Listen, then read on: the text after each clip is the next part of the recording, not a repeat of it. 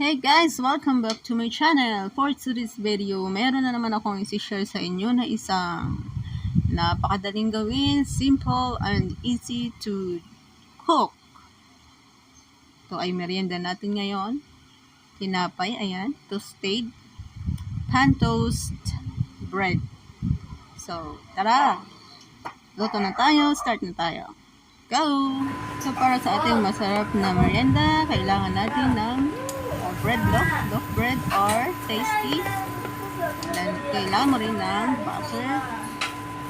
And then, kailangan mo rin ng sugar. Tatlong sangkap lang yun, guys. Gawa na tayo ng pan toast bread. So, ang una mong gagawin ay painitin mo na ang kawat.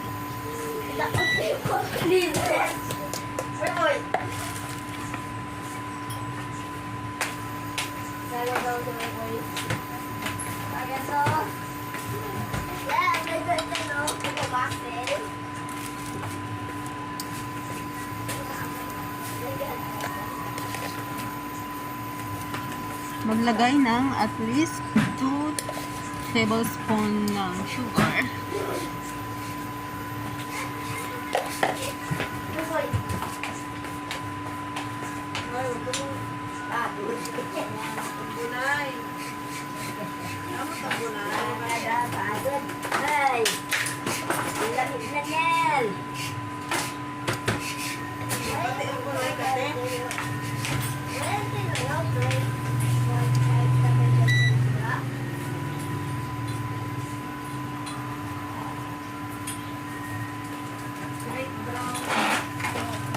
Ang bunay na makating.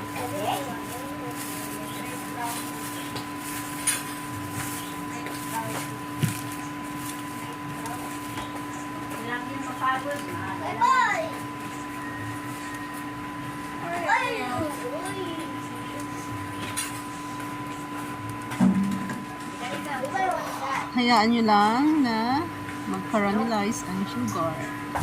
So, yung apoy, alalay lang para hindi naman masunog ang ating caramelized sugar. Kasi pag nasunog siya, syempre mapait. So, sino bang gustong kumain ng mapait? Wala. So, bantayan ninyo ang niluluto. So, ayan, natutunaw na ang ating sugar. At ang kawali ay hindi maganda dahil naka-conflict siya ng konti. So, hindi pantay ang distribution ng init ng ating kawali. Sa gitna lang yung mainit. Okay, so pag natunaw na ang sugar, pag nag-caramelize na, ilagay nyo na ang butter. Tunawin nyo lang siya, spread nyo para even ang distribution ng ating melted sugar and butter.